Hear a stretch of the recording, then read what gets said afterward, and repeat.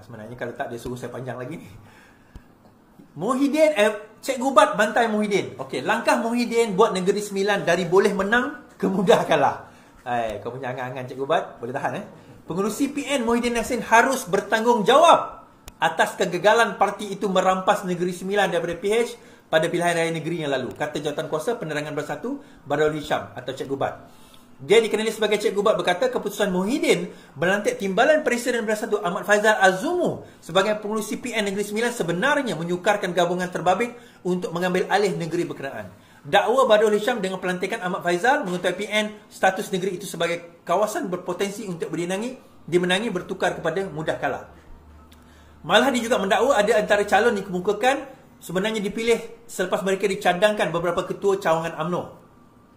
Kepada Presiden juga keputusan hantar peja oleh Presiden sehingga menukar Negeri Sembilan sebagai negeri peluang menang kepada negeri mudah kalah perlu dipertanggungjawabkan. Senarai calon beberapa orang umur 70 ke atas calon tak sedia tanding, tak ada jentera, tanpa persediaan keuangan, sangat pelik, seolah-olah sengaja mencari kalah. Senarai calon telah lebih bersedia diketepi dengan alasan bodoh seperti calon umur 75 dicadangkan 8 ketua cawangan UMNO katanya. Pada PN yang lalu, PN meletakkan calon di semua 36 kerusi namun hanya mampu memenangi 5 daripadanya. Ia berlaku ketika PN mengeluarkan kononnya mampu menawan Negeri Sembilan daripada PHBN sekaligus membuka jalan menggantikan kerajaan pusat. Kemenangan PHBN menyaksikan kerajaan perpaduan menguasai 2/3 dun di Negeri Sembilan. Negeri Sembilan banyak isu besar. Semua tidak keluar ketika PN. Adakah wujud sebarang rundingan secara sulit? Soalnya. Dia yang seorang ini kritikal terhadap Putrajaya berkata, meskipun kesilapan dalam strategi masih lagi boleh diterima, tiada siapa yang tampil untuk bertanggungjawab di atas kekalahan Perikatan Nasional. Okay. Badrul Hisham juga mendakwa dia mengingatkan Muhyiddin bahawa kekuatan Bersatu dan PN bukanlah daripada kepimpinan tertinggi, sebaliknya akar umbi dan kekuatan gelombang rakyat. Sementara itu dia mempersoalkan mengapa Bersatu Kedah hanya menampakkan 3 wakil rakyat untuk exco dalam kerajaan negeri dan seorang timbalan speaker. Dia mendakwa perkara itu didedahkan menulis surat Bersatu Kedah kepada Menteri Besar Sanusi. Kenapa ini boleh berlaku sedangkan keputusan berbeza dengan keputusan Bersatu Pusat? Baik. Tuan-tuan ingat tak apa yang saya cakap tempoh hari? Saya kata bila dia orang kata kerajaan akan tumbang bulan 8, kerajaan akan tumbang bulan 8. Saya kata dalam live saya yang bulan 6, bulan 7 itu, bukan kerajaan yang akan tumbang pada bulan 8, saya kata. Apa yang akan berlaku bermula bulan 8, Bersatu dan PAS akan bergaduh dan Perikatan Nasional VPN, pada VPN, virus Perikatan Nasional dan Perikatan Nasional ini akan berkubur, saya kata. Now, kenapa pergaduhan ini berlaku? Yang pertama sekali, kita pelik, Peja ni orang Perak. Apakah halnya nak bawa Peja datang ke Negeri Sembilan? Pernah kita persoalkan benda ni tak? Peja ni orang Perak. Apakah halnya nak bawa Peja datang ke Negeri Sembilan dan mengetahui Perikatan Nasional di Negeri Sembilan dan dalam masa yang sama berlaku dalam saat-saat akhir? Dia cerita dia macam ni, tuan-tuan. Sebenarnya di dalam Bersatu ni dia ada 2 geng besar. Satu geng Kartel atau Azmin. Satu geng Muhyiddin Yassin atau ex-UMNO. Okay? Kita kena faham. Cikgu Bat ni adalah geng Kartel. Okay? Geng Kartel. Dan geng Kartel ni, dan mereka pernah bersama dengan kami suatu masa dahulu. So kami tahu modus operandi mereka. Kita kenal macam mana cara gerak kerja dia. And dia very systematic. Kita kena give credits where it's due lah kan. Dia memang systematic dalam kerja dia. Dan dalam perkara ini juga dia systematic. Untuk makluman tuan-tuan dan puan-puan, majority atau at least kesemua calon-calon di Negeri Sembilan, Selangor dan juga Selangor dan Negeri Sembilan lah, terutama Negeri Sembilan, adalah geng-geng yang kartel ini. Geng-geng Azmin ini. Kan? Geng-geng kartel ni lah. Majority adalah daripada golongan ini, kumpulan ini. Now, what happened adalah ada di kalangan golongan yang pro, yang dulu orang UMNO, yang daripada grup UMNO ni, yang melompat ke dalam Bersatu, tak puas hati. Dia kata, tak, kita tak boleh gelatak geng kartel. Nanti kita akan kalah, kita kata. Kita kena letak geng yang pro UMNO. Bukan pro UMNO, bekas UMNO. Kerana apa? Alasannya mudah je. Bila mereka bekas UMNO, dia ada kawan-kawan dalam UMNO. So, mudah mereka nak bercakap dengan geng-geng UMNO ini. So, berlaku pertembungan di antara Cikgu Bat dan juga and the gang, serta geng yang so-called pro UMNO ni lah. So, berlaku pertembungan. Pertembungan itu berlaku, diselesaikan oleh Muhyiddin Yassin dengan dihantar peja dan gantikan. So, kalau perasan tuan-tuan, selepas saja Peja diletakkan dekat situ, Cikgu Bat langsung tak bantai apa Negeri Sembilan. Dia ada dua strategi, two-prong strategi. Dia akan letak 3 kebaikan Perikatan Nasional dan 3 keburukan Kerajaan Negeri Sembilan. Itu dia punya strategi, three-prong. Maksudnya two-prong. 3, apa yang PN boleh tawarkan kehebatan dan sebagainya. 3, apa buruknya Kerajaan Negeri Sembilan. So, dia akan mainkan benda ni. Dan ini strategi ni saya dengar apa yang Cikgu Bat sebut di dalam satu audio lah. Kemudian apa yang berlaku akhirnya dalam strategi mereka bantai, tiba-tiba ada yang mengatakan oh tak boleh menang. So sekarang ini ada satu calon ni pula. Calon-calon ini adalah mereka yang dipersetujui oleh UMNO Negeri Sembilan. Katanya bukan UMNO betul setuju. Kata dia, claim dia. So dia pun kata, ni UMNO Negeri Sembilan dah setuju calon ni. Kalau calon ini diletakkan, UMNO akan sokong kita. UMNO akan support kita. Kita boleh menang di Negeri Sembilan. Dia kata, kita kena buat macam ni. Ini satu grup UMNO ni. Dia kata, grup Cikgu Bat kata, tak, engkau orang kena tipu. Engkau orang semuanya kena tipu. Engkau orang jual kerusi ni sebenarnya. Kau orang dah kena tipu dengan geng UMNO. Mana ada? Dia kata sebenarnya golongan ini boleh menang. Tak ada kalau letak golongan. So bergaduh. Berlaku pertembungan. Disebabkan pertembungan itu akhirnya kalah, menang hanya setakat 5 kerusi. 5 kerusi itu pun sebenarnya tak layak pun mereka menang tuan-tuan. Tapi ialah adalah sesuatu riffles here and there dan sebagainya.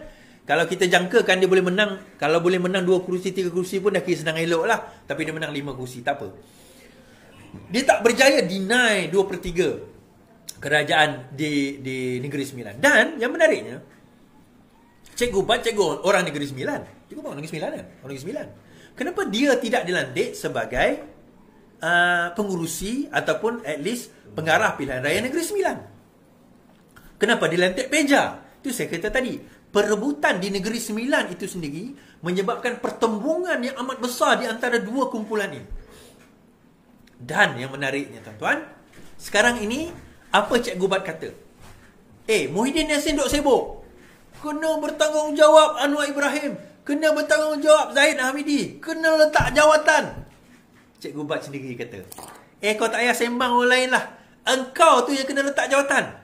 Engkau yang kena bertanggungjawab kekalahan. Bukan setakat di Negeri Sembilan. Di Selangor. Di Pulau Pinang. Di Kedah. Di Terengganu. Di Kelantan. Malah di Kedah hanya ada 3 exco.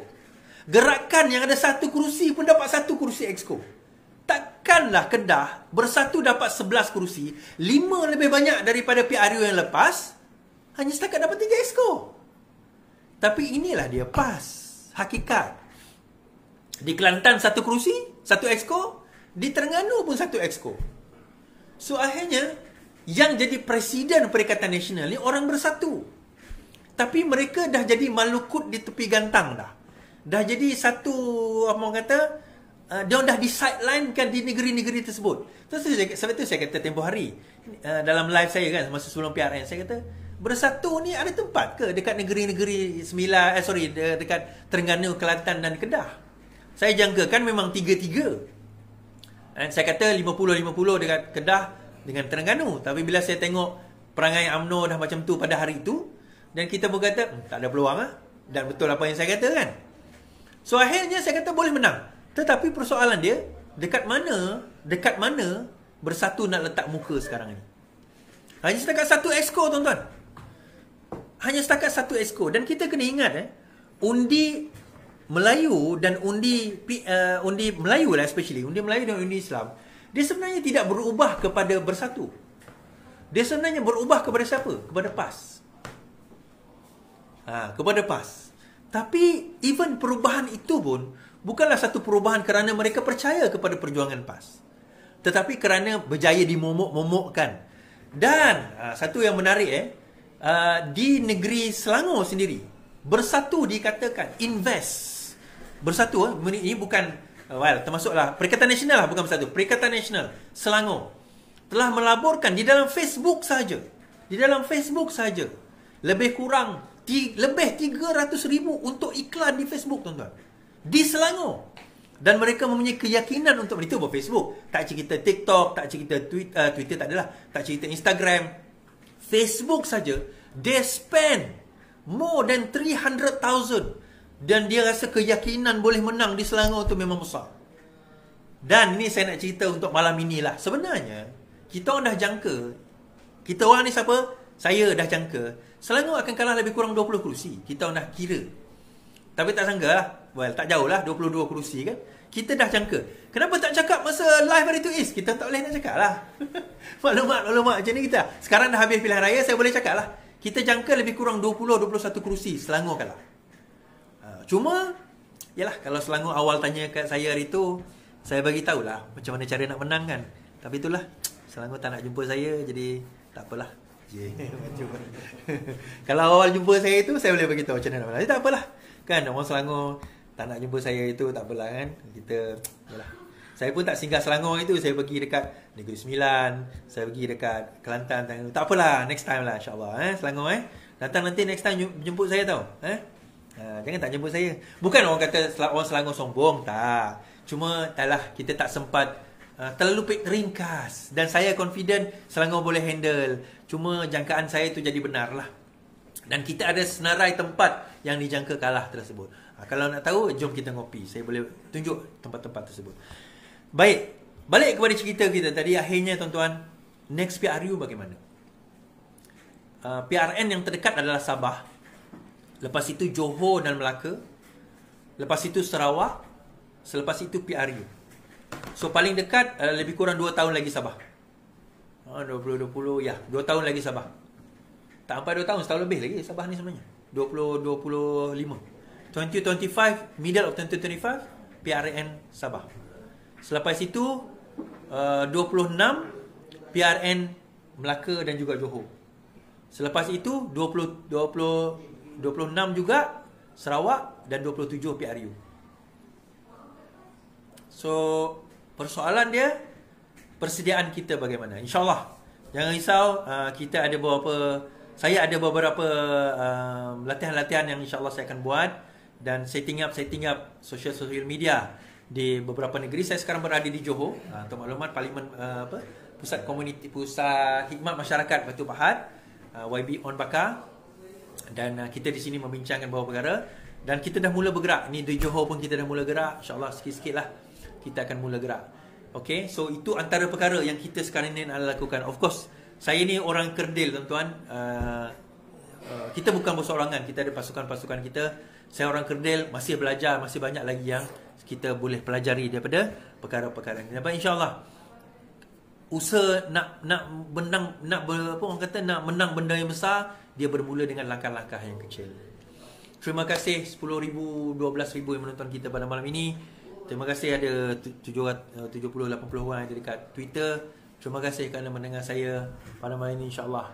Dan sedikit sebanyak macam saya kata, Perikatan Nasional berada dalam keadaan yang runcing dan berkemungkinan besar PAS akan mula bercakap tentang ambil alih presidensi.